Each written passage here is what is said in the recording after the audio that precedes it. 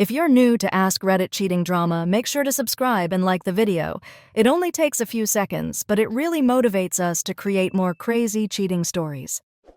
They say betrayal breaks you, but maybe it doesn't. Maybe it reveals you. This is a story about a woman who had it all, until the people she trusted most shattered everything. Her husband, her best friend, a lie beneath the sheets, a silence that spoke louder than truth. But she didn't scream, she didn't beg, she vanished. And in that vanishing, she discovered something deeper than revenge. She discovered herself. This is not a story about heartbreak. This is a story about what comes after. They say when you've reached the top, the air gets thinner. I never understood what they meant until I got here. And now I know it's not the air that changes. It's the silence. My name is Ariel Taylor. I'm 34 years old, founder and CEO of a rapidly growing tech company in Manhattan, the kind that gets written about in TechCrunch and whispered about in women in tech forums as some kind of success story. The kind of company that looks sleek in every investor's portfolio and burns through the hours of your life like oxygen in a fire. To the world, I have it all. The accolades, the impossible stilettos, the rooftop cocktail parties where people smile with their teeth but speak with their eyes. I've been on panels with billionaires, flown private, had my quotes printed in bold font across glossy magazines. I've shaken hands with men who once ignored me in college, only to now offer me funding over espresso martinis. But none of that means much when you're brushing your teeth beside a man who no longer looks at you like you're his miracle. Nathan Carter, architect, 40 next February. The kind of man who makes people stare twice, first for his looks, then for the way he carries himself like he knows exactly what he's doing, even when he doesn't. We've been married for 6 years, 9 if you count the years before the ring. And for most of that time, I believed he was my safe place. We met at a gallery opening in Brooklyn. I was dragged there by Lila, my best friend, my forever person, the girl who used to share ramen with me when we couldn't afford takeout. She had just ended things with some drummer/bartender and needed a distraction. I was in no mood for art, let alone conversation, but then there he was, standing in front of a black and white photo of a demolished building, tracing its jagged lines with his eyes like they told a story no one else could read. He looked over and said, "Funny how something broken can still be beautiful." And just like that, I was gone. Back then, Nathan was all messy curls and paint-splattered jeans, constantly covered in graphite and ideas. He loved the world through texture, buildings, spaces, soundscapes. He'd run his fingers over exposed brick and whisper, "This wall remembers things." He saw beauty in silence, in ruins, in things unfinished. I thought loving a man like that would mean he'd never forget to see me. But people change. Or maybe they just settle. And I don't mean that in a romantic, candlelit, grow-old-together way. I mean they begin to lean into routine, into comfort, into the laziness of knowing someone too well. The kind of knowing that stops asking questions. The kind that assumes. I work late most nights. That's the trade-off, right? Build your empire now, rest later.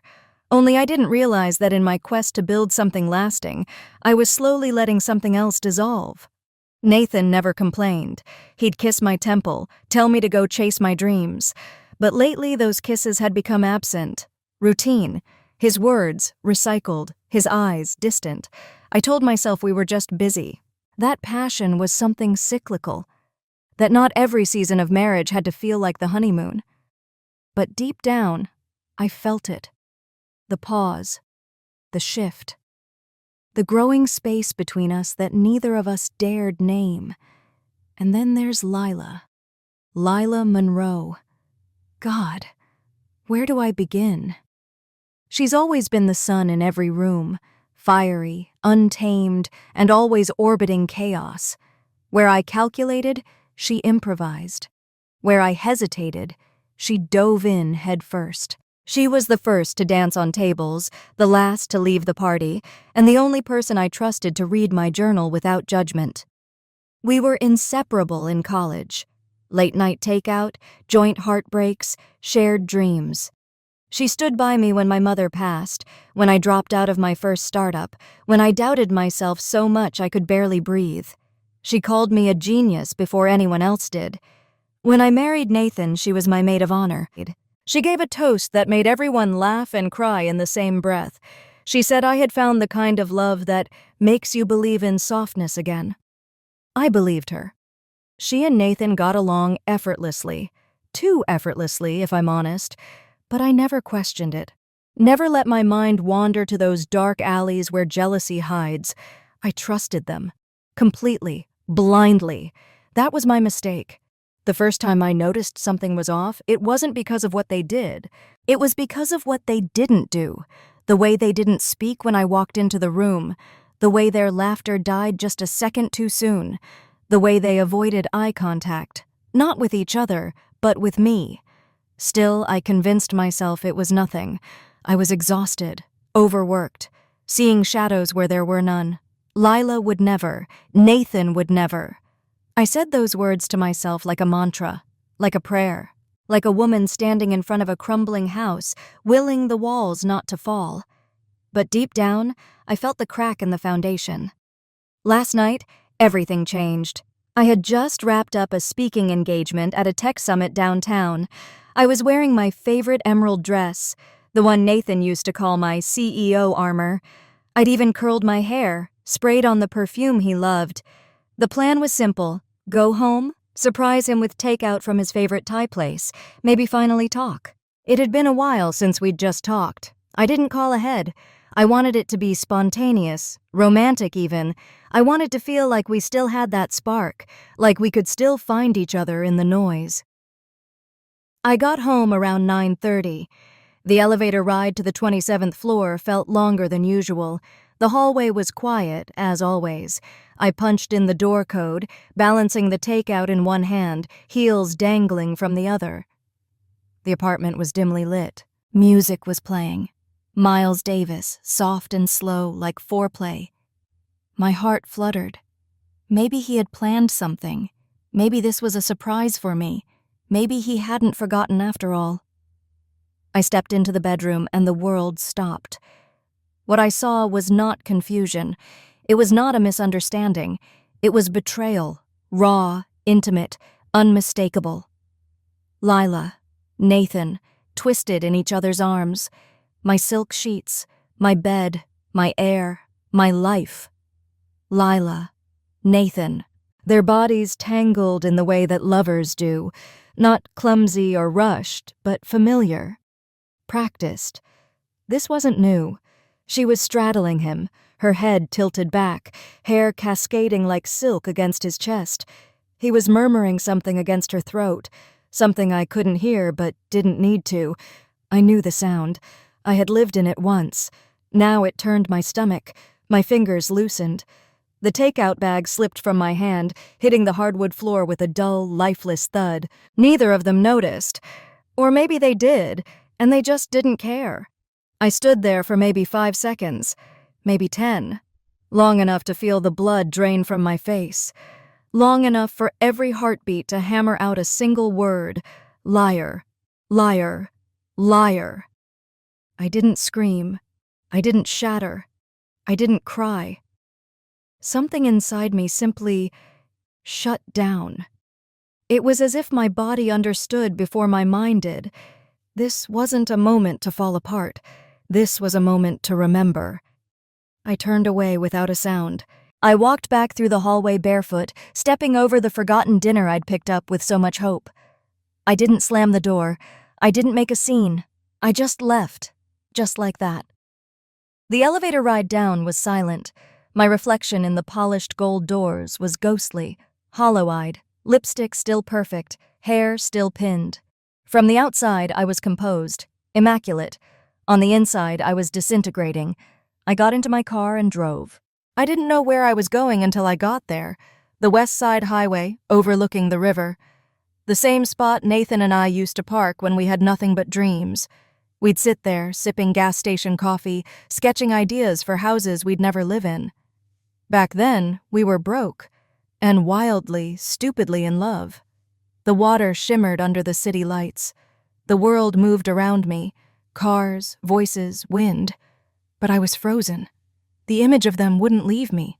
The shape of her back, the way his hands gripped her hips, the curve of their betrayal. I wanted to throw up. But I didn't. I sat perfectly still, my hands folded in my lap like I was waiting for a verdict. Maybe I was. It would have been easier if one of them had died. At least then I'd have a clean wound, a funeral, something final. But betrayal is different. It's a death with no body, a murder that keeps breathing beside you. I don't know how long I sat there.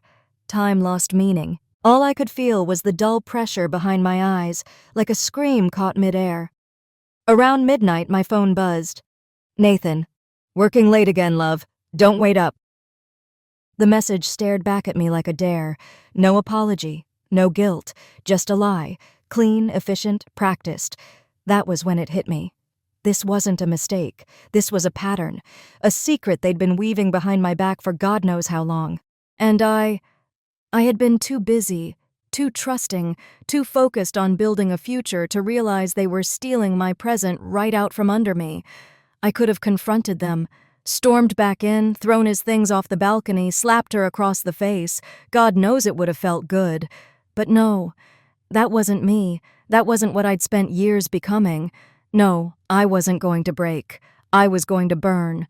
But not today. First, I had to return to my life, perfect it, smile wider, speak sweeter.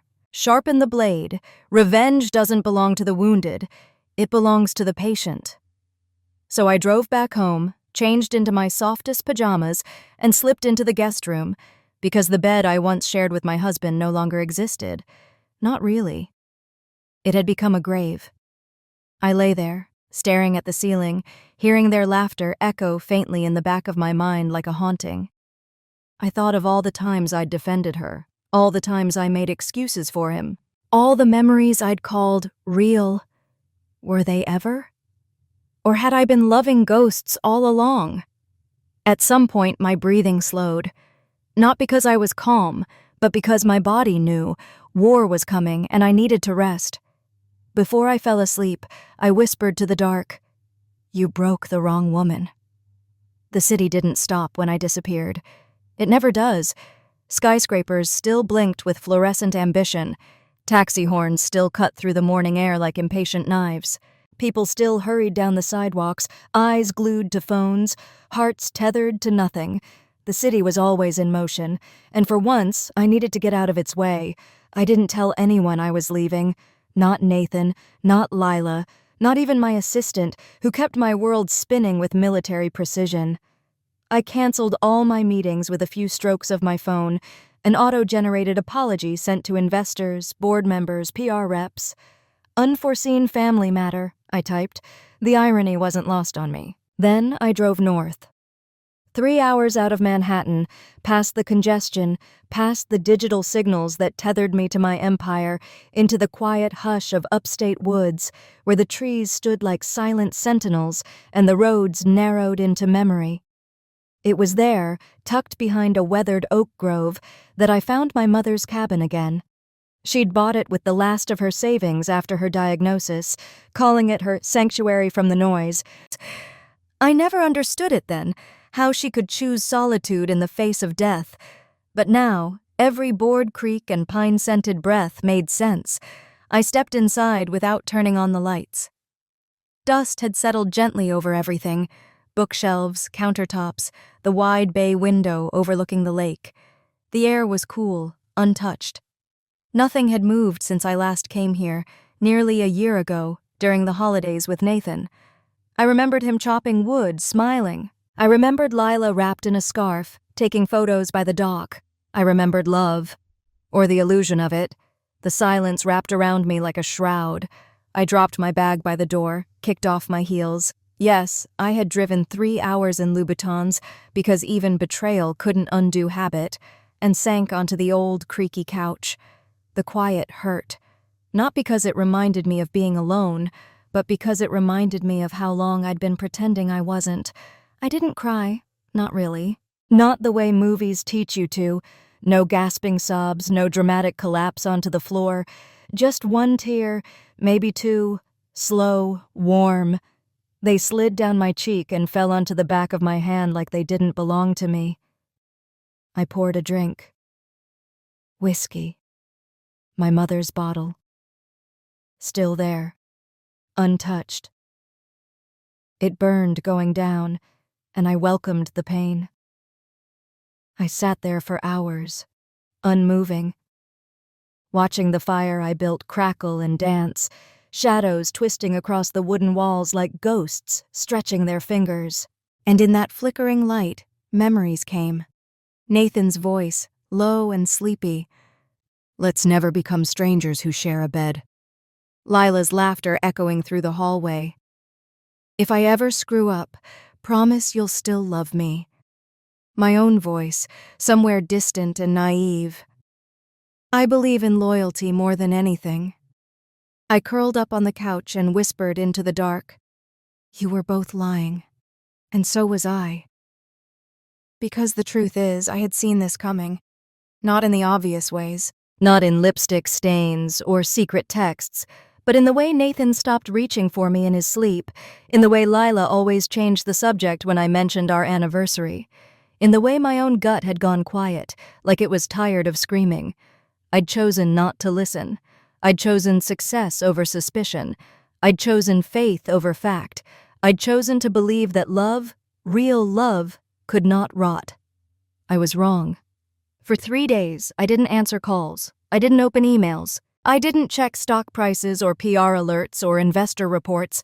The company would survive. It always had. And if it didn't, then let it burn. I had other things to build now. I chopped wood. I cleaned. I read pages from books my mother had underlined. Poetry, mostly, and old volumes on healing herbs, grief, female resilience. On the second morning, I found her journal. She'd written something I'd never seen before, dated a few months before she passed. The ones who betray you don't always hate you. Sometimes they're just too broken to love you well. But remember, my girl, what they break in you, you can rebuild sharper. I read that line again and again. Rebuild sharper. It sat with me like a flame. I wasn't broken. I wasn't ruined. I was simply pausing, sharpening. By the end of day 3, I rose early, took a long, scalding shower, braided my hair back, put on jeans and a cashmere sweater. No heels this time, just boots, just steadiness. I sat at the cabin's wooden desk, pulled out my laptop, and opened a blank note. At the top, I typed, "The plan. Not for work, not for a campaign, but for them. The plan." I stared at those 2 words on the screen for a long while. No bullet points followed, not yet. Just a blinking cursor, pulsing like a heartbeat. Like a warning, like a whisper. This is where the real story begins. The first thing I did was make a list. Not of revenge tactics, those would come later. No, this list was quieter, simpler, colder. It was called what they took, my trust, my peace. My body, my home, my name, spoken in mouths that tasted like lies, my sleep, my softness. I wrote each word slowly, deliberately, as though spelling them out could return a fraction of what was lost. When I reached the last one, I stopped. My softness. That was the one that hurt the most, because I had loved them both softly, fully, blindly, and they had turned that softness into an opening, an invitation to consume me, but I would not remain consumable. I would become steel. By the 4th morning, I had driven back to the city. I arrived at sunrise. No one knew I had returned. That was important.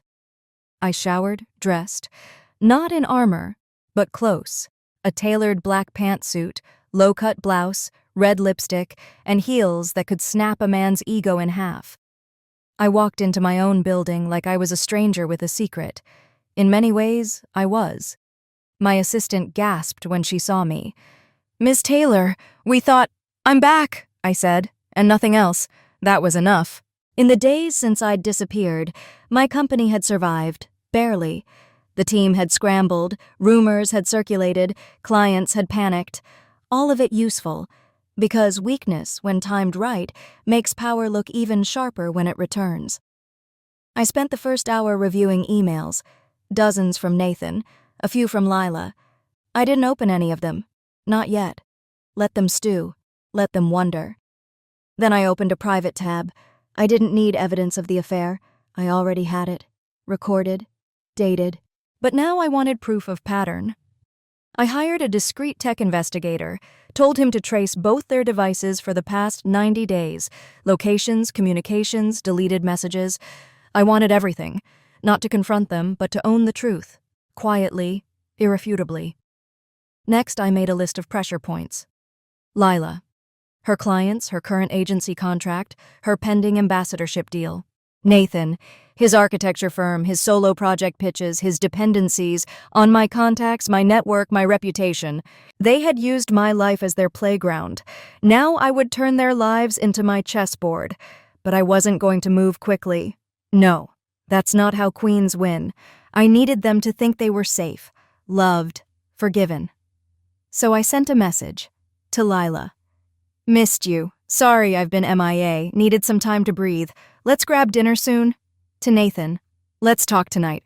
I think I'm ready. The replies came instantly. Lila. Babe, I was so worried. Yes, anytime. I miss your face. Nathan. Of course. Thank you. I love you. That last line almost made me laugh. He loves me. No, darling. You love the version of me who doesn't know. And she's gone. That night, I met Nathan at home. He had lit candles, ordered Italian, played jazz, a man trying to recreate a marriage he thought was only strained, not shattered. I played along. I let him pour the wine, let him ask how I'd been.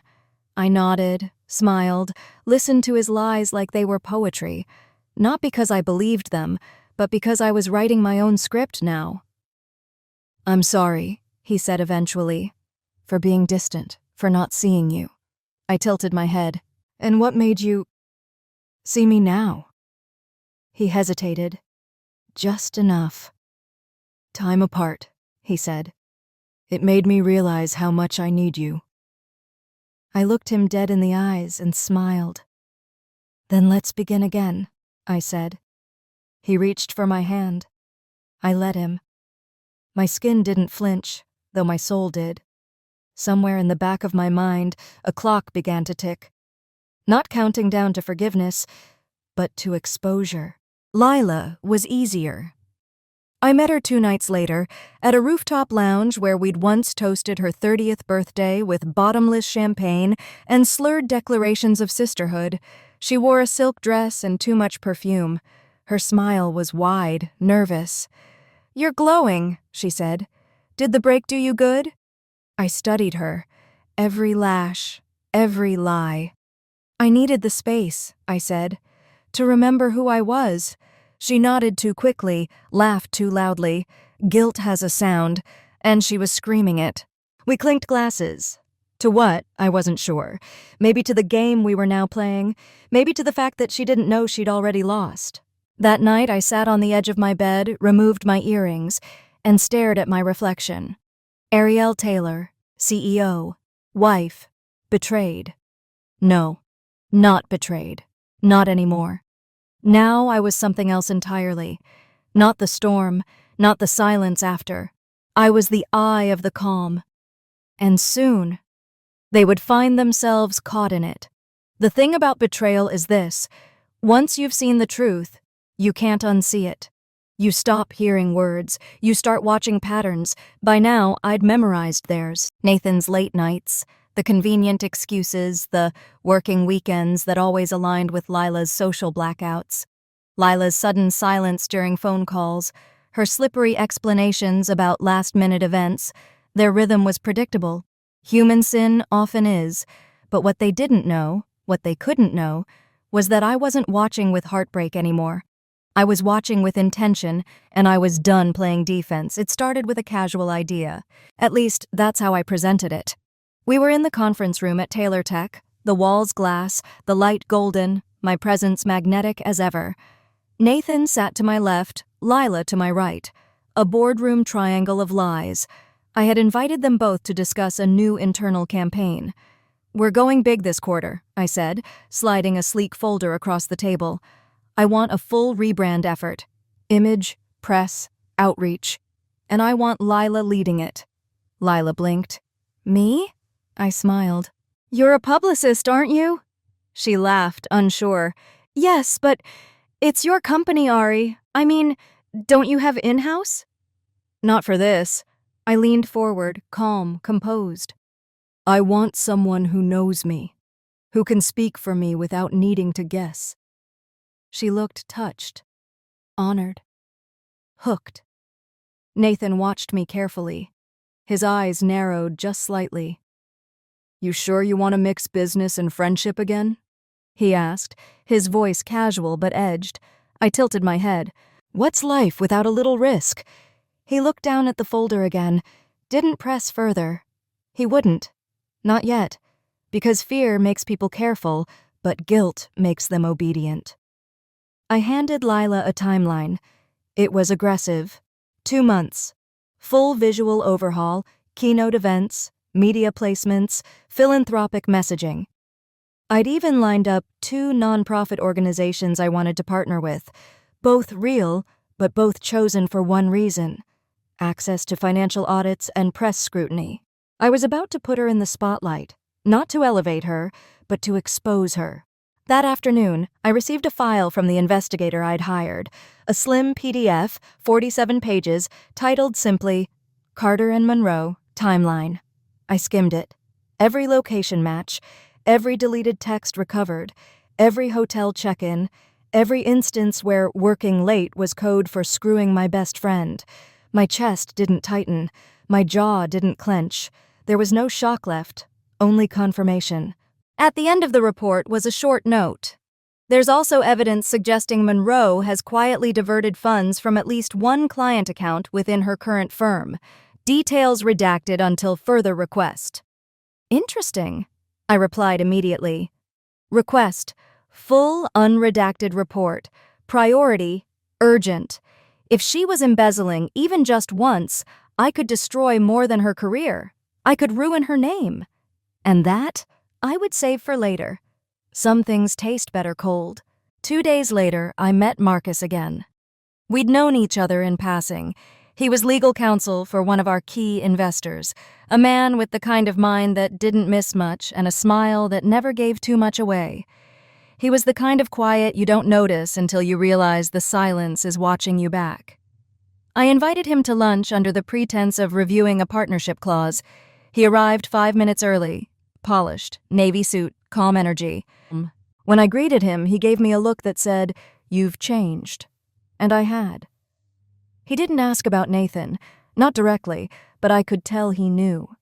The industry whispers. The way my name had slipped off certain lips lately, soft, scandal-laced. I handed him a contract and a glass of wine. "You always bring legal counsel to lunch?" he asked, amused. I sipped slowly. "Only when I need someone who sees through bullshit." He raised an eyebrow. "And how much bullshit are we talking?" I smiled. "Enough to ruin lives." He didn't flinch. He only nodded. "Then let's begin." That was the thing about Marcus. He didn't need details to know where the power lines ran. He read energy the way some men read spreadsheets. We talked business, yes, but beneath it, a current began to hum. He wasn't flirting, not in the traditional sense, but his presence pressed against me in a way I hadn't felt in a long time. Not invasive, not performative, just there, steady, strong. It unnerved me, and it thrilled me. Because for the first time since that night, I remembered what it felt like to be seen not as a possession, but as a weapon. That weekend, I invited Lila over. I made dinner, wore silk, lit candles, played our old playlist from college, nostalgic, warm, disarming.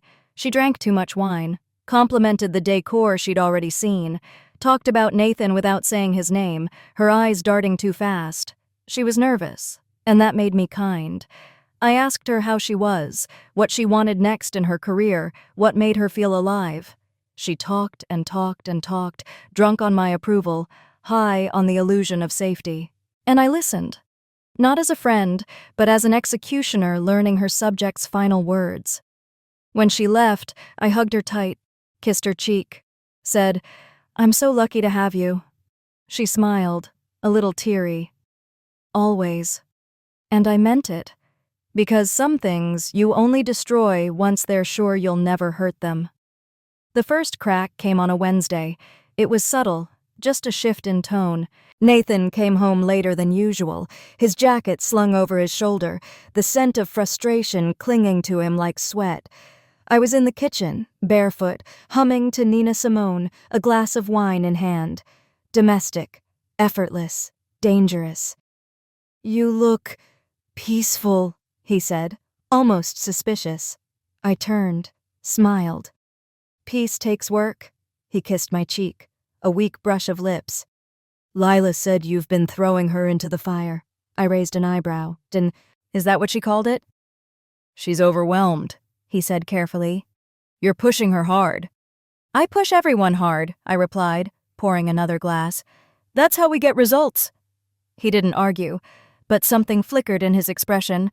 Uncertainty, maybe, or guilt looking for a way to escape without leaving fingerprints. I turned away before I smiled. He didn't need to see how much I enjoyed watching his nerves unravel, because what he didn't know was that I'd already whispered to our mutual PR partners that Lila was a little scattered lately. Just a seed, just enough to make them watch her closer. I'd also adjusted her project budget, slightly off, almost unnoticeable, so that when she filed her reports, the numbers wouldn't align. Not because I needed her to fall, but because I wanted her to panic. By the end of that week, Lila texted me in a frenzy. "Hey babe, weird cue. Did someone move the budget files? My doc doesn't match the finance tracker. I think I might have misfiled something, but now I can't trace the edits." I waited an hour before responding. That's strange. You know how thorough finance is. Maybe double-check your numbers? Let me know if I need to step in." She replied instantly. No, I'll fix it. Just, been so frazzled lately. Need sleep, Lyle." I imagined her face as she typed that. Sweaty, anxious, alone in her apartment, spreadsheets open, fear creeping in. Good. That's where I wanted her. Unstable, unsure, scrambling. Because once a liar starts unraveling, you don't even have to pull the thread. They do it themselves. And Nathan? He began to notice it too. Little things. He once reached for my phone when it buzzed and I let him. Calm as ever. It was Marcus. He read the preview. "Tuesday at 3 works. I'll wear a tie if you ask nicely." I took the phone back gently. "Legal's getting flirty," I said, laughing lightly. "Maybe I should bring HR." He forced a smile. "Is this a thing?" I looked at him, eyes soft, lips barely curved. "Why? Are you jealous?" He didn't answer. That night, he made love to me. Not out of passion, but out of fear. And I let him. I let him touch a body he no longer had a right to. I let him believe, for a little longer, that he still knew how to reach me. When he slept, I slipped out of bed, stood by the window, and watched the city breathe. He thought he'd reclaimed me. But in truth, I was already gone. Marcus invited me to a private gallery show the next evening. It was quiet, curated, full of pieces that made you uncomfortable if you stared too long. He knew I'd like that. We didn't speak of Nathan, or Lila. We didn't speak of anything that wasn't unspoken. But when he leaned close to comment on a sculpture, a twisting mess of bronze limbs locked in an embrace that looked more like a struggle, I felt his breath on my neck and I didn't move away. Later, over whiskey, he asked, "Are you always this composed or is it part of the performance?" I sipped slowly. "What if it's both?" He nodded. "Then I'd say you're dangerous." And maybe that was the first time I felt it fully. Not just power, but desire. Not for love, not yet. But for something mine, something clean. A man who didn't lie to me, because he didn't need to. By the end of the month, the first article dropped. A small PR blog, a whisper piece. Sources say Monroe PR may be struggling with leadership inconsistencies amid recent campaign overhauls. Insiders cite delays, unclear documentation, and financial disorganization. I didn't write it. I just fed the right line to the right person and let gossip do the rest. Lila called me in tears. "Did you see it? Did you hear? Ari, they're saying I'm—" I calmed her down, promised to help, suggested she take a few days off to regroup. She didn't know I'd scheduled those days myself through her assistant, under my name. She didn't know the audit committee was being tipped off, anonymously. She only knew she was spiraling, and that I was still smiling. The last scene of the month was simple. I invited both of them, Lila and Nathan, to dinner, just like old times. 3 glasses of wine in, I told a story. Something vague, something harmless on the surface. "Did I ever tell you," I said, twirling my fork, "about the girl who trusted too easily? Who gave everything to the 2 people she thought would never lie to her?" Nathan looked up, still chewing. Lila blinked. "Is this a metaphor, or—" I smiled. "Of course it is." Their laughter was forced, their wine untouched, and in that silence I knew they were beginning to feel it. Not guilt, not shame, but the presence of something colder, something invisible, unstoppable, inevitable. Me. They didn't say much after dinner. Nathan made an excuse, something about early meetings, tight deadlines. Lila lingered a little longer, asking if I needed help cleaning up, her voice sticky with too much sweetness, but I could see it in her eyes. The tremble beneath her mascara, the way her fingers fiddled with her wineglass like it was her last defense. I told her no, that I had it under control. I smiled, kissed her cheek like we were still 19 and invincible, and when the door closed behind them, I finally exhaled. They were unraveling, thread by thread. Guilt had taken root, and I didn't even need to water it. They were doing that themselves, with every lie they told each other, with every glance they stole behind my back, wondering just how much I knew. It was perfect. But now, I needed to take it further. I needed them to trust me again, deeply, desperately. I needed them to lean into the illusion so completely they'd stop looking for the trap. Because the sweetest poison isn't bitter. It's honeyed. It's warm. It tastes like forgiveness. I started with Nathan. The next morning, I made breakfast. Something simple. Eggs, toast, black coffee. Nothing dramatic. I wanted normal. Or rather, I wanted him to think we were returning to it. He walked into the kitchen, rubbing his eyes, bare-chested, hair tousled in that effortlessly endearing way I used to find sexy. "Wow," he said, surprised. "This is nice." I smiled. Just felt like it. He studied me for a second, like he couldn't quite place this version of me. "I missed this," he said carefully. I leaned against the counter. "Then let's not lose it again." And just like that, he softened. Men always do when they think they've been granted grace they didn't deserve. He came up behind me, kissed the back of my neck. I let him. I even leaned into it a little, just enough to make him feel safe again. But inside, I was miles away, already calculating my next move. With Lila, I played a different tune. I invited her for coffee. Midday. Bright, airy cafe. Public enough to keep her performance intact, intimate enough to make her feel special. She arrived looking more tired than I'd ever seen her. Her usual radiant confidence had dulled, just slightly, but I noticed. "How are you holding up?" I asked, concern painting my voice. She laughed, too sharp. "Honestly, I'm drowning." "I figured," I said gently. "That's why I wanted to see you."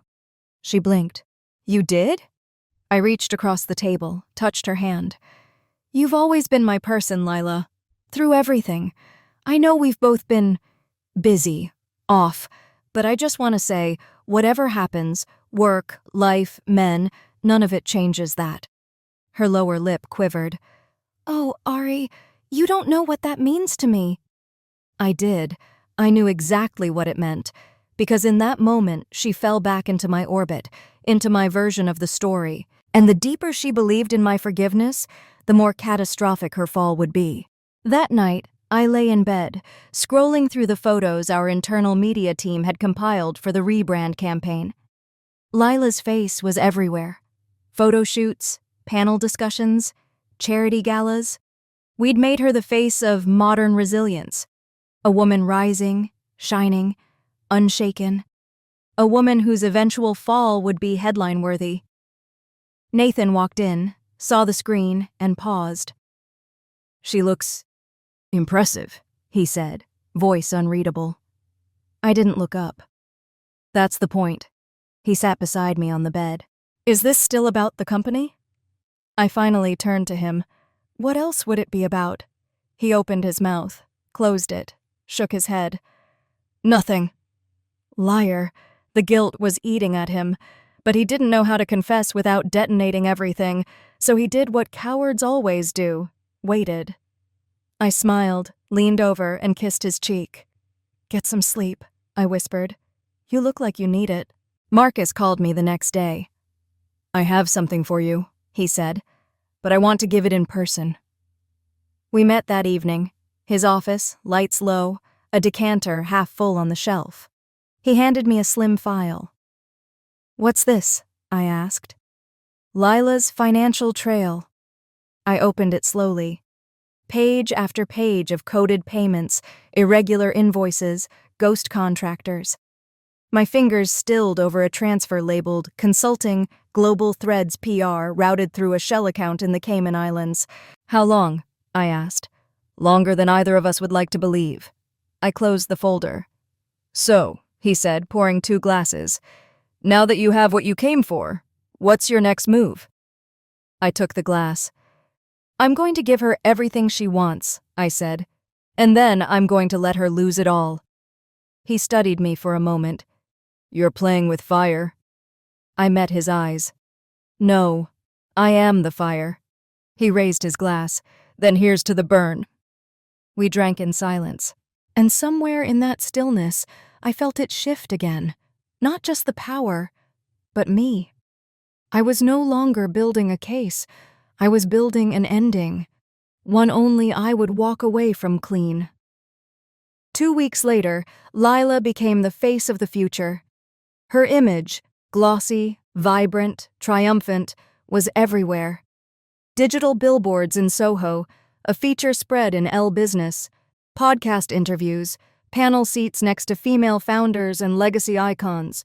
She was quoted, shared, celebrated, and she owed it all to me. "Ariel," she gushed one evening over dinner, "I don't even know how to thank you. I know I've worked hard, but this is something else." I swirled the wine in my glass. "You've earned it." She reached across the table and squeezed my hand. God, I wish I could be as graceful as you. You always look like you're 10 steps ahead." I smiled. "That's because I usually am." She laughed, not understanding the weight of the truth sitting in my words like a stone at the bottom of a wine-dark sea. Because here was the thing, Lila didn't know I'd curated every moment of her spotlight, that I'd handpicked the journalists, rewritten her talking points, even arranged the surprise offer from a luxury fashion house that would later come under scrutiny for tax evasion, a fact I already knew. She was rising, and soon she would fall. But not before I gave her everything. Nathan noticed the shift before she did. He'd grown quieter in the weeks following Lila's ascent, more introspective, less sure of himself. One night, I caught him standing in the hallway outside our bedroom, staring at a framed photo from our wedding day, his hand frozen midair, almost afraid to touch it. "You all right?" I asked. He jumped. "Yeah, sorry, just remembering." "Anything good?" I asked, voice soft. He turned to look at me. "Yeah," he said after a moment. "Too good, maybe." I walked over, stood beside him, shoulder to shoulder. We both looked at the photo. Me in white, him in navy. Lila just behind me, smiling like she already knew something none of us did. "Do you think people can ever really come back from the worst parts of themselves?" he asked. I turned toward him slowly. "That depends," I said, "on whether they ever stop pretending they weren't capable of it to begin with." He looked down, said nothing more that night, and I let the silence answer for both of us. A week later, it began. A single news story, small blog, buried in the business section.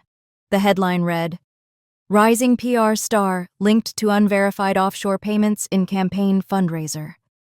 I hadn't written it, but I'd fed the trail. The article didn't name Lila outright, but it didn't have to. The breadcrumbs were all there.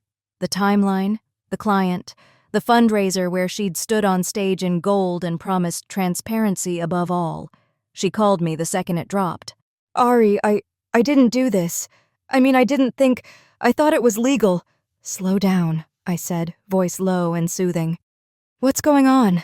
She sobbed into the phone. "They're saying I stole money, that I funneled funds through some shell account. I didn't mean to. I thought the vendor was real. He was recommended by someone I trusted." I closed my eyes. That would be me. "All right," I said, calm as still water. "We'll get ahead of it." She sniffled. "You believe me, right?" And here was the moment. The perfect moment. I let a beat pass, then, "Of course I do." Because I needed her to feel held, loved, safe. I needed her to believe, until the last second, that I was her anchor. So when the sea finally dragged her under, she'd still be reaching for me. Nathan confronted me 2 nights later. "I feel like something's happening," he said. "Like everything's moving around me and I'm not seeing the whole picture." We were in the living room. I was reading. He was pacing. His nerves were loud now, impossible to hide. "About Lila?" I asked. He paused. "About you." I looked up. "Me?" He nodded. "You're different, colder, sharper." "I'm working," I said simply. "Running a company, supporting my best friend through a crisis, being a wife." "Are you?" he asked quietly. I didn't answer. Instead, I stood, walked over to him, placed a hand on his chest. I could feel his heartbeat, fast and frantic under my palm. "Do you think I don't know?" I whispered. He froze. "Know what?" he said too quickly. I leaned in, pressed my lips to his cheek. "How tired you are," I murmured. "How much you're carrying." And I walked away before he could speak again, because the game wasn't over, not yet. The final move came in silence. A second article, bigger outlet, a named source, a leaked email. Then a third piece, this time focused on Nathan. Conflict of interest. Insider collaboration. Inappropriate exchange of resources. The architecture firm paused his contract. The PR agency suspended Lila. They both called me, panicked, begging, broken. I answered neither call. Instead, I sat by the window in my apartment, wine in hand, watching the city pulse beneath me. It was done. They had taken my love, my trust, my home, and I had taken back my name, not with fire, but with a smile, and no one ever saw it coming. Lila didn't call for 3 days after the second article dropped. She usually texted constantly, short, chaotic bursts of panic. "Did you see this? Should I say something? Are they coming after me?" But after the headline hit, after the agency suspended her contract and a high-profile client pulled out of an event she was meant to host, she went quiet. I knew that silence. It wasn't calm, it was collapse. And Nathan? He was spiraling in a different way. I caught him one night in the study, pacing with a glass of whiskey he hadn't touched, staring at the fireplace like it might offer him answers. The television was on mute. A news ticker ran across the bottom of the screen, looping the same headline again and again. PR darling and architect under scrutiny for financial collusion. It wasn't just career damage now, it was reputational rot. He didn't see me standing in the doorway. He just muttered under his breath, "This is a nightmare." And for the first time in a long time, I believed him, because he hadn't seen the knife coming. He didn't know the hand holding it was mine. When Lila finally reached out, it wasn't with fear. It was with rage. She showed up unannounced, stormed into my office like a tornado made of red lipstick and smudged mascara, slammed the door behind her. "You knew," she hissed. I didn't look up from my laptop. Knew what? Her voice cracked. About the payments, about the vendor, about the article. You knew, Ari. I closed the screen and met her eyes. Steady, empty. I've been cleaning up after you for weeks, Lila. You're the one who routed funds to a ghost contractor. You recommended him. I gave you a list, I said. You chose who to hire. I gave you the spotlight. You stepped into it. She stared at me like she was seeing me for the first time. You used me. No, I said simply. I gave you everything you said you wanted. Power, influence, attention. It was a trap. I smiled, just a flicker. You're the one who stepped in it. She stood there, trembling, her hands balled into fists. Then came the whisper, You're not the woman I used to know. I stood up, walked around the desk, and stopped just a breath away from her. No, I said, I'm not. And maybe you never really knew me. Her mouth opened, closed. She couldn't find the words, but I could. I leaned in closer. Tell me, Lila, when did it start? Before the wedding? Or just after? She froze. The silence answered for her. And in that moment, I saw her. The real her. Not the friend. Not the performer. The woman who had wanted what was mine from the beginning. She turned and left without another word, but the air she left behind was thick with endings. That night, Nathan didn't come home. He texted, late meeting, crashing at the office. A recycled lie. Old, brittle, laughable. I didn't respond. I didn't need to, because I knew exactly where he went, and this time, so did she. Lila's apartment was across the river. Smaller than ours, warmer. She'd decorated it herself, an eclectic mess of velvet, brass, and coffee table books she never actually read. Nathan had been there many times before, in secret. But this time wasn't a secret. This time, they fought. I didn't need to hear it to know. I could read it in his eyes the next morning when he returned home looking like a man who'd slept on a couch that wasn't his. You all right? I asked. He nodded. Too fast. I think Lila and I need some space, he said finally. Oh? I sipped my coffee. I thought you two were close. He blinked. She's under a lot of stress. Aren't we all? I said. But it's interesting how people behave when they think the world is watching, or when they think they've been betrayed. He flinched, and I smiled, because I wasn't angry anymore. I was just watching the house of cards collapse, one breath at a time. I didn't ask Nathan what happened between them. He offered pieces anyway, quiet, broken, defensive. She thinks I set her up, he muttered over dinner, pushing food around his plate. Oh? I said, sipping wine. Did you? He looked up, startled. Of course not. I held his gaze for a long, still moment. Not accusing, not angry, just seeing. Because now, he was afraid of what I saw when I looked at him. She's just scared, he added. And angry. She thinks I fed someone information to the press. Would she be wrong? I asked. He hesitated, just long enough. No, he said. She would. But his voice was too soft to believe, and mine was too steady to argue.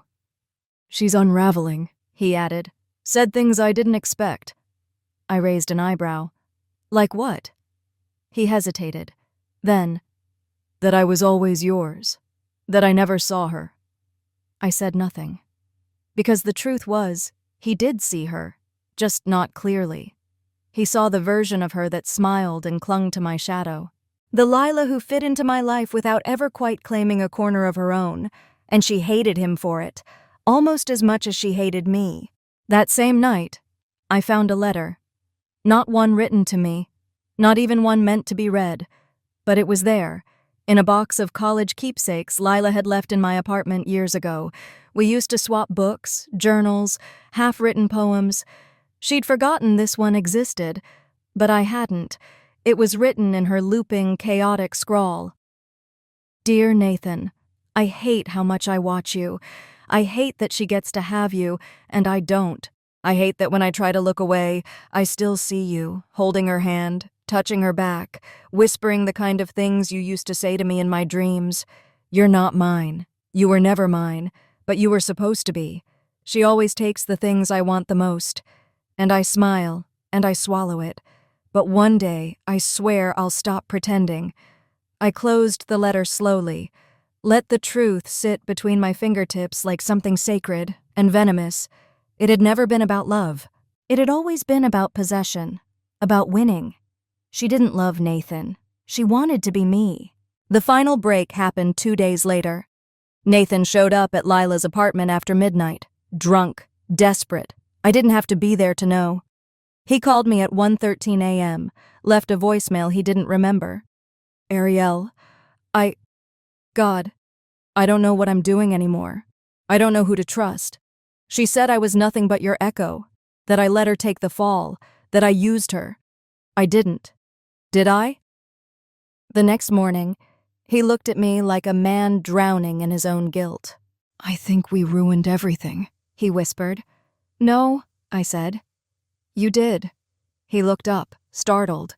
You chose her, I said simply. You let her inside our home, our life, our bed, and now you want me to pull you out of the fire? He said nothing. I stepped closer. Let me be clear, I said. I don't want your apology. I don't want your guilt, and I certainly don't want your regret. He tried to speak. I raised a hand. We're done pretending. And with that, I walked away. Not angry, not broken, just done. Lila, for her part, tried to recover. She released a statement, hired a crisis PR firm, blamed outsourced vendor error and unauthorized transactions. Her Instagram comments were disabled. Her brand deals vanished. A few loyal followers clung to her narrative, but the press had already turned.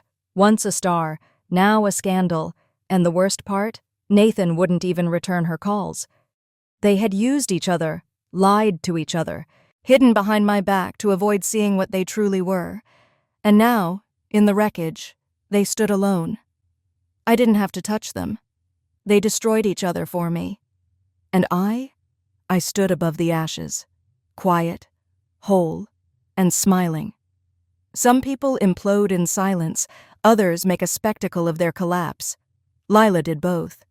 It began with a post, 2 paragraphs on a white background, shared to her Instagram stories at 3 a.m. The kind that looks clean until you read between the lines. I've made mistakes. I trusted the wrong people. I believed the wrong things. But I'm still here. And I won't let gossip destroy the truth. The people who hurt you most are the ones who smile when they do it. I'm learning now who my real friends are. Subtle, vague, poisoned with implication. It lasted 5 minutes before the press picked it up. The comments exploded. Some people sided with her, most didn't. Because the internet loves a villain who doesn't admit they're wrong. And Lila had been one breath away from idolized. Now she was merely exposed. That same morning, she called me. I didn't answer. There was nothing left to say. I had given her every tool to win, and she used it to dig her own grave. Nathan, however, had finally begun to understand the weight of silence. His calls became more frequent, his texts longer, less calculated. Can we talk? I'm sorry. Please, just 1 hour. I miss you. I didn't respond, not because I hated him, because he still thought I owed him closure, and I didn't. One night, he showed up at the penthouse. I let him in. I wasn't afraid of what he'd say. I was curious how far he'd go to say it. He looked thinner, softer. The kind of softness that doesn't come from peace, but from decay. Ari, he began, standing in the foyer, hands deep in his coat pockets. I've lost everything. I tilted my head. No, you gave it away. He closed his eyes. I didn't know how far she would go.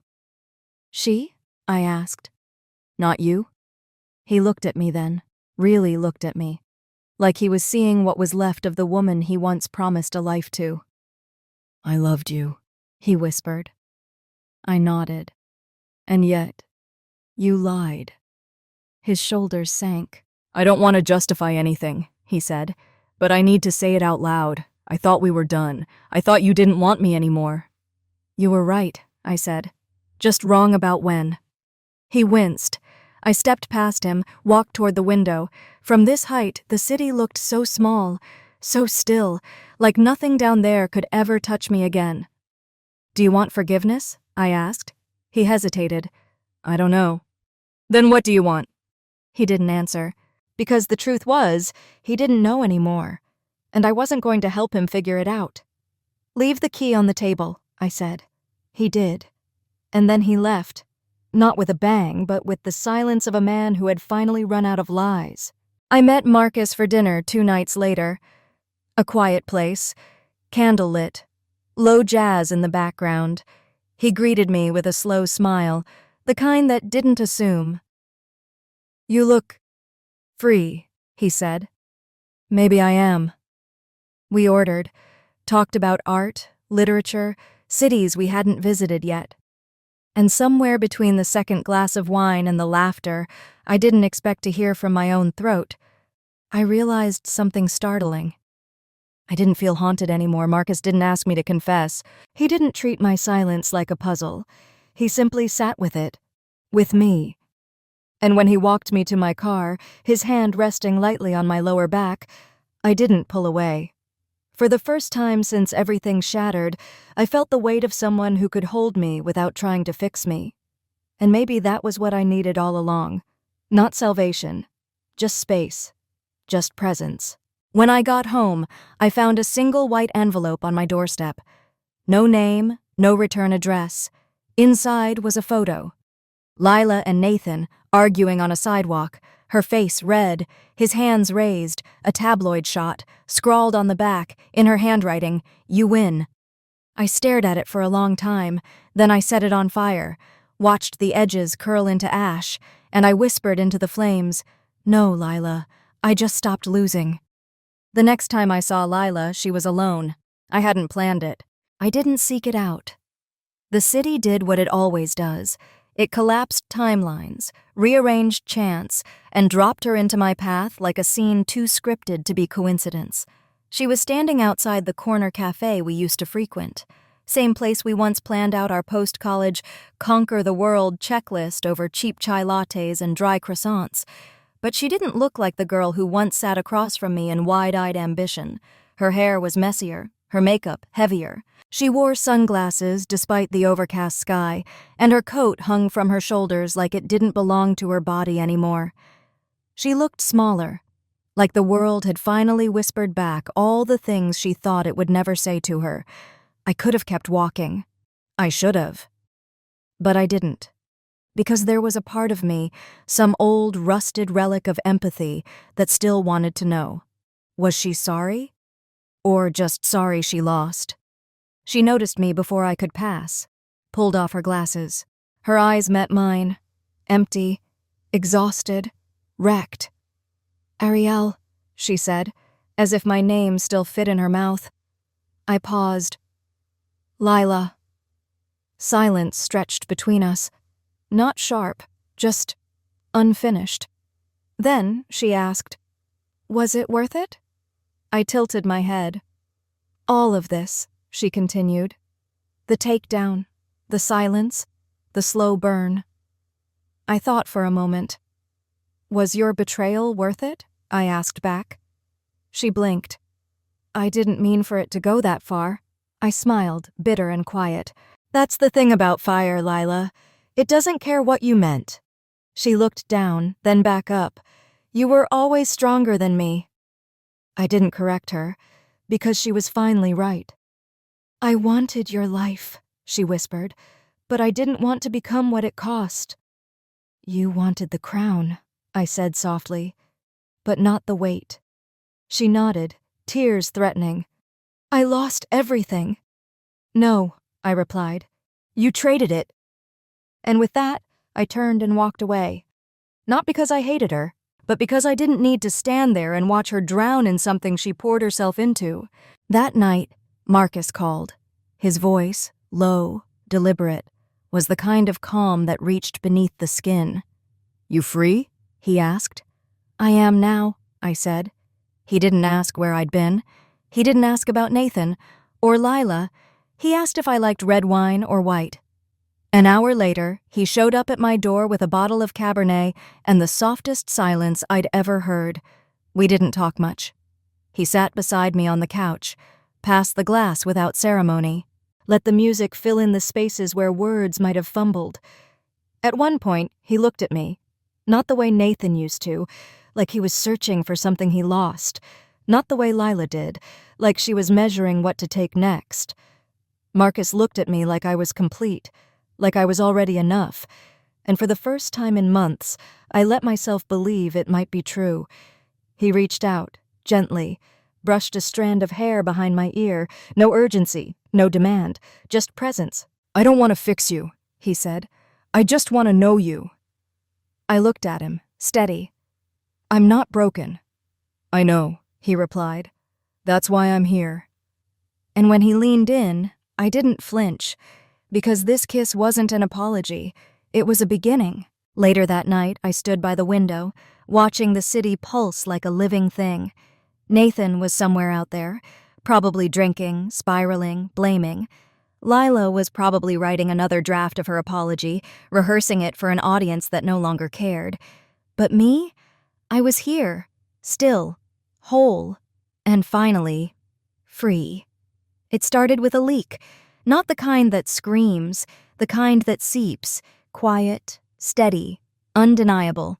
An anonymous Dropbox folder, sent to 2 journalists, 1 activist blogger, and a mid-level auditor with a reputation for chasing invisible money. The files were clean, time-stamped, cross-referenced, payments made from Lila's business account to shell corporations, signatures that didn't match, vendor contracts with identical formatting, only names changed. A full report from a private forensic accountant, complete with footnotes and tax discrepancies. I didn't add commentary, I didn't have to. Truth, when stripped of noise, speaks loud enough. Within 48 hours, the first article dropped. PR powerhouse Lila Monroe under investigation for financial fraud and misuse of philanthropic funds. Within another 12 hours, the second. Whistleblower connects Monroe and architect Nathan Carter in questionable nonprofit design project. And suddenly, the empire they tried to build together, on top of me, began to crumble beneath them. Lila tried to deny it at first, released a statement through a lawyer, claimed ignorance, blamed bad bookkeeping, called herself a victim of contractor deceit. But the emails were clear. The money trail was cleaner than she ever was, and the press didn't buy it anymore. The same mouths that once praised her turned sharp. The same voices that once cheered now asked, "How long has she been lying?" And somewhere, quietly, a few of her former clients whispered truths they'd been too polite to share before. She'd always been a little too fast, a little too vague, a little too shiny to be real. A week later, she was removed from her firm's executive board. Her brand partnerships vanished. The podcast offers dried up. And in the wake of it all, her own name turned against her. Monroe PR rebranded overnight, scrubbing every trace of her face from their website. Nathan didn't fare much better. The second wave hit him hard, not just professionally, though that was bad enough. Rescinded contracts, delayed city approvals, 2 high-profile clients walking away. It was worse than that. It was public. One article described him as the silent partner in a very loud scandal. Another called him complicit by omission. The phrase ethical negligence started circling boardrooms. And while he wasn't officially charged with anything, the court of public opinion had made its ruling. Guilty. By choice, by cowardice, by silence. And through it all, I said nothing. I didn't post, I didn't tweet, I didn't clarify. I lived. I attended an art gala with Marcus, wore deep navy and diamonds, laughed when someone asked if I'd heard the news, sipped champagne while the world read stories written in the ink of lies and fallout. My name didn't appear in any of them, not once, and that, perhaps, was the cruelest part of all, because Lila and Nathan expected me to scream, to accuse, to confront. But I didn't need to. They had screamed enough for both of us. They had destroyed themselves trying to hold on to something they never deserved, And I just watched. A week after the fallout, I received an email from a blocked address. No subject, just a sentence. You win. Again. I didn't reply, because there was nothing left to say. Lila had made her choice, and Nathan had followed her. All I did was let the truth do what it always does. Rise. 3 days after the headlines peaked, Nathan came to see me. He didn't text this time. He just appeared. I heard the knock. Soft. Hesitant. The kind you make when you're not sure if the door still belongs to you. I opened it slowly. There he was. Hollow eyes. Crumpled shirt. Shoulders slumped like apology lived in every tendon. He didn't look like the man I married. He looked like a question that had finally stopped trying to answer itself. "Can I come in?" he asked. I stepped aside, not out of kindness, out of curiosity. He sat on the edge of the couch, elbows on knees, hands wringing. "I don't know who I am anymore," he said. I didn't reply. He ran a hand through his hair. "She's gone." "She was never yours," I said. "You just didn't see it." He looked at me, eyes glassy. "And you?" "I was yours," I said. Until I wasn't. The silence after that was long, but it wasn't cruel.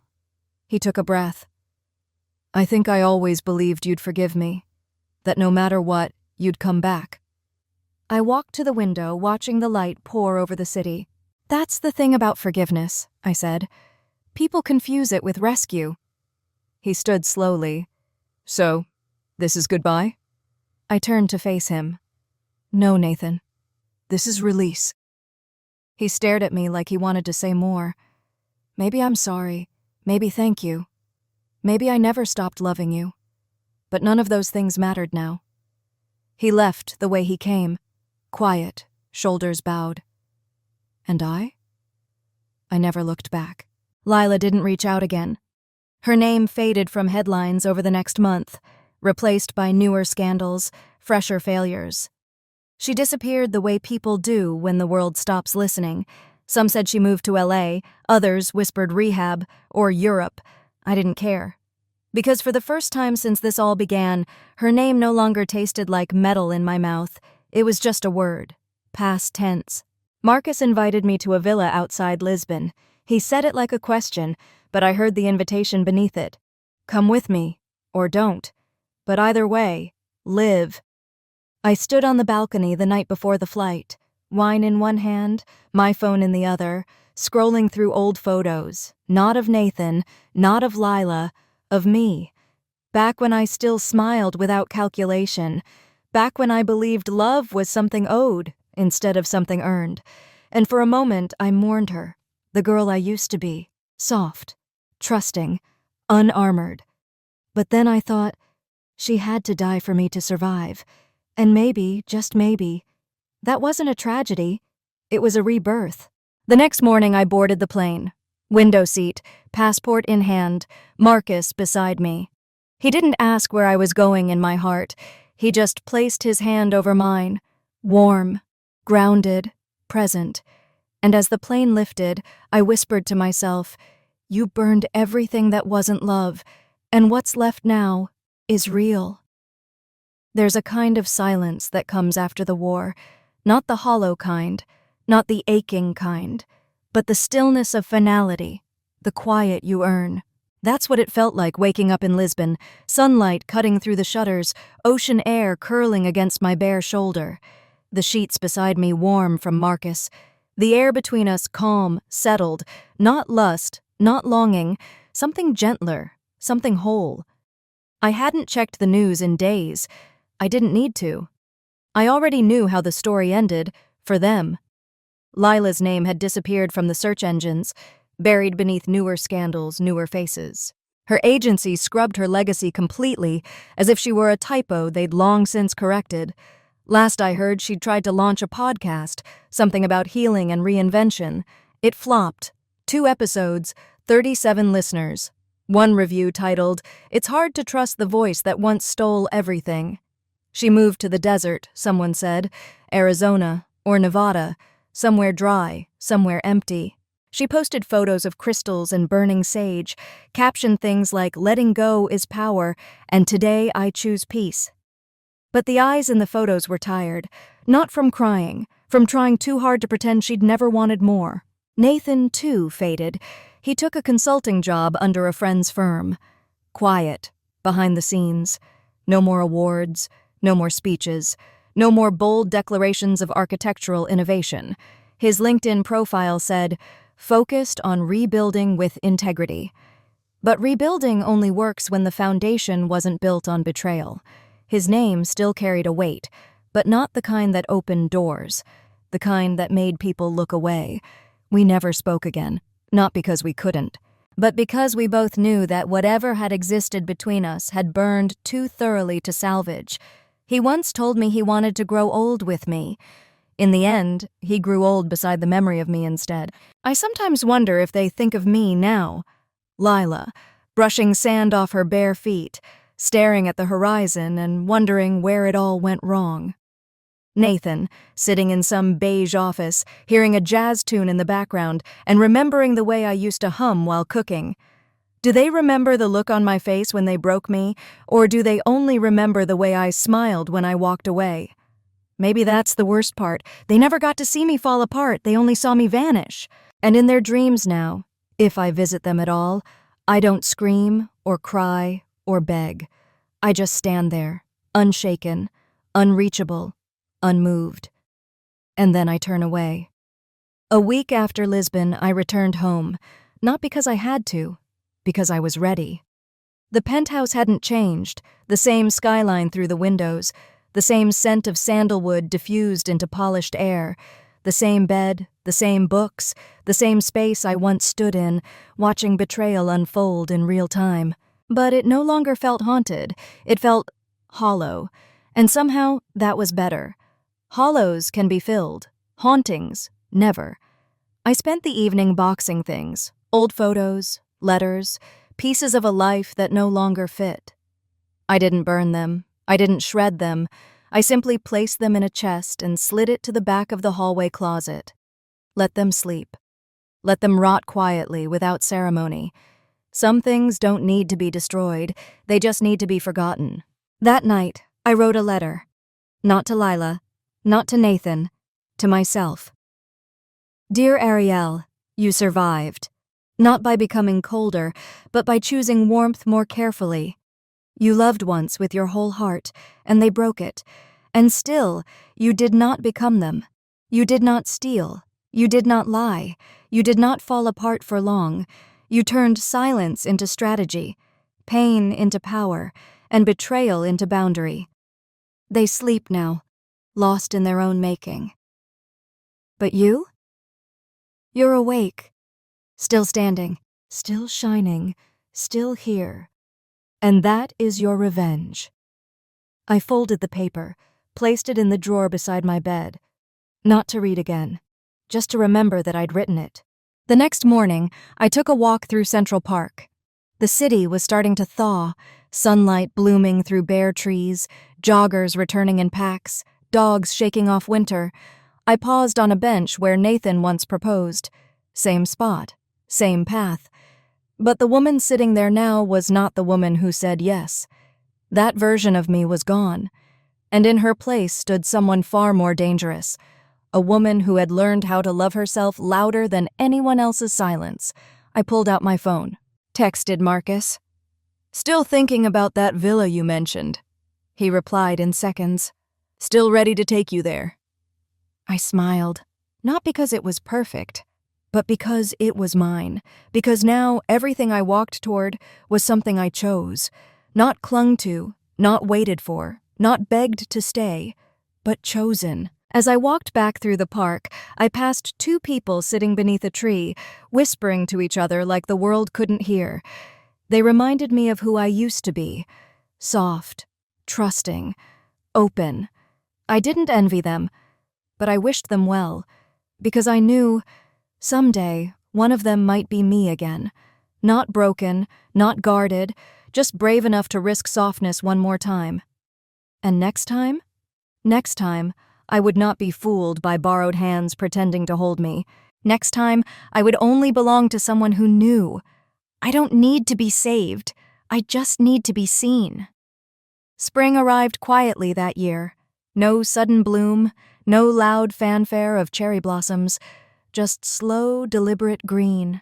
The kind of color that creeps into the edges of sidewalks and tree bark, like life returning to where it once forgot to grow. It matched how I felt. I didn't make a public statement about my hiatus, didn't return with a viral quote or a glossy photo shoot. I simply reappeared, whole, unapologetic. The company had survived without me. In fact, it had done better. My absence had forced leadership to step up, to stop relying on me as the axis of every decision, and in return, I stepped back, not in defeat, but in design. I didn't want to rule anymore. I wanted to guide, from the edge, not the center. So I handed over day-to-day control to my COO, restructured the board, and took on a new title, Founder, Strategic Visionary, vague, elegant. True, it gave me the space to write again, not code, words, real ones. The book began as a whisper, one chapter, one sleepless night, one line. The people you love most will either grow you or break you open. I didn't write it as revenge. I wrote it as ritual.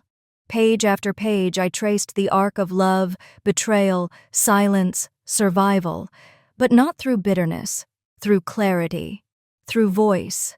I didn't name them, not once, but the readers knew. They always do. Because heartbreak has a language we all speak, even when we pretend not to. The book sold fast. Too fast. People called it raw, brutal, soft in the way a storm is soft after it's passed. I called it What Remains After the Fire. And for the first time, I didn't feel like I was building something to prove I existed. I was writing because I already knew I did. Marcus read every draft. He didn't ask to. He didn't correct my phrasing or suggest stronger verbs. He just read. And then he said, "This isn't a story about pain." I raised an eyebrow. "It's a story about choosing to live." I smiled. "Same thing, really." He kissed me after that. Not because of the words, but because of the silence between them. The kind that finally felt safe. Some mornings we woke with the sun. Other mornings we stayed in bed until it slipped past the windows entirely, tangled in linen and coffee steam and soft, unscripted conversation. He didn't try to fix me. He didn't try to become my new Nathan. He simply asked, "Where are we going?" And let me answer, one day at a time.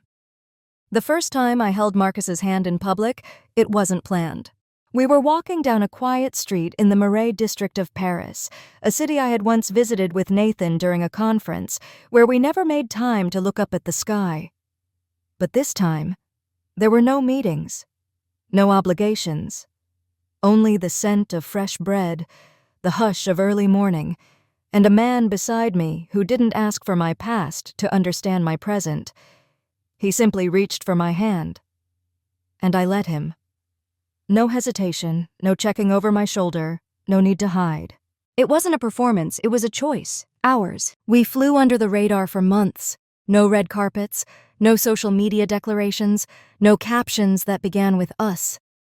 I didn't want the world to tell me what it meant this time. I wanted to find out myself. He moved in slowly, not with boxes, but with presence. One drawer, one extra toothbrush, one Sunday afternoon where he didn't leave, then two, then a life. And it fit. Not perfectly, but honestly. He never tried to outshine me. He stood next to me, even when I was quiet. Especially then. The book tour began in the fall. I wore muted earth tones, spoke softly, took deep breaths before going on stage. Crowds still made me nervous, not because of fear, but because I knew what it cost to be seen now. But they didn't want spectacle. They wanted truth. I told it in fragments. How pain had shape, how betrayal didn't come with horns, how sometimes healing didn't look like rising from the ashes. It looked like choosing not to return to the fire. They asked if the story was true. I said, "Enough of it is." They asked if I had forgiven them. I said, "That's not the point." They asked if I had found love again. I smiled. Marcus was sitting in the third row, and that was answer enough. On the last night of the tour, I stood at a window overlooking a new city. Rain slid down the glass like memory. I wasn't sad, just full of everything I'd lost, everything I'd rebuilt, everything I was still becoming. Marcus came up behind me, wrapped his arms around my waist. He didn't say you're beautiful. He didn't say I love you. He said, let's never make each other small. And I turned in his arms and whispered back, let's never forget who we are when we're free. I used to think rebirth would feel like fire, like phoenix wings and grand light. But it doesn't. Rebirth is quiet. It's the sound of your own voice in an empty room, no longer echoing. It's drinking tea instead of wine, leaving your phone on silent, walking away without needing the last word. It's a man who holds your hand without asking where it's been. It's waking up one morning and realizing you're no longer surviving, you're living. And that is the sweetest revenge of all. They say we never truly escape our past, but I've come to believe something else. We don't escape it. We outgrow it. And one day, when we're ready, we return. Not to reclaim, not to reopen, but to close, for good. I stood outside the brownstone where I used to live with Nathan. Same door, same stoop. The tree on the sidewalk still wrapped in twinkle lights someone had forgotten to take down since December. I hadn't been here in almost a year. Not since the night I walked in and found my life split clean down the middle. I wasn't here to remember. I was here to let go. I took a breath, eyes closed, and let the weight of everything come to me. The betrayal, the cold sheets, the way Lila used to laugh too loud in my kitchen. I let it all swirl around me like a storm I no longer needed to brace myself against. Then I exhaled, and just like that, it passed. I didn't knock, I didn't go inside. I turned away and walked. Later that week, I visited the lake house, my mother's sanctuary. The one I once hid inside while everything burned behind me. But this time, it didn't feel like hiding. It felt like honoring. The trees still whispered. The water still gleamed in that quiet way only still water can. I made tea, lit a candle, wrote in the same leather-bound journal I found tucked in the drawer beside her bed. And I didn't write about Nathan. I didn't write about Lila. I wrote about me, who I had been, who I became, who I now chose to be. There were no dramatic sentences, no poetic heartbreak, only this. Peace is when your past no longer needs to speak louder than your future. I closed the journal, smiled, let the candle burn out on its own. Marcus met me at the train station the next morning. He didn't ask what I'd done while I was gone. He only kissed the top of my head, took my bag, and said, "Ready to go home?" And for the first time, I realized I already was. Because home isn't the place they loved you in. It's the space you learn to love yourself again. Months passed. Seasons shifted.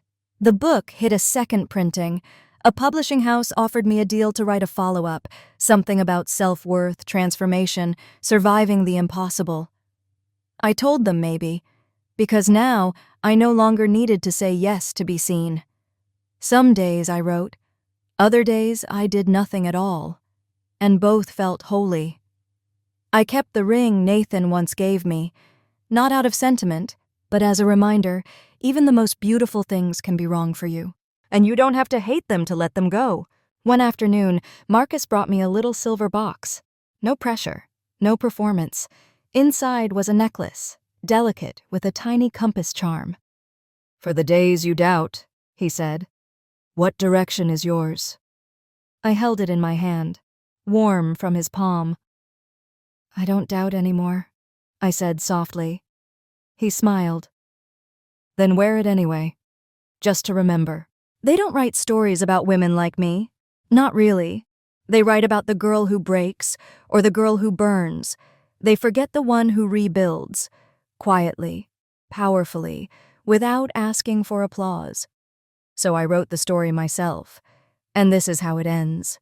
Not with revenge, not with ruin, but with a woman who once lost everything and didn't just find herself again. She built something better. In the end, She didn't destroy them. She didn't need to. They destroyed themselves trying to hold on to the version of her they thought would never leave. But she did. She left the pain, the performance, the apology no one ever meant, and she walked towards something softer, something slower, something real, a life not made of fear or vengeance, but of freedom. That was her ending. And this is how a woman wins. Oh, ma'am, natureisen.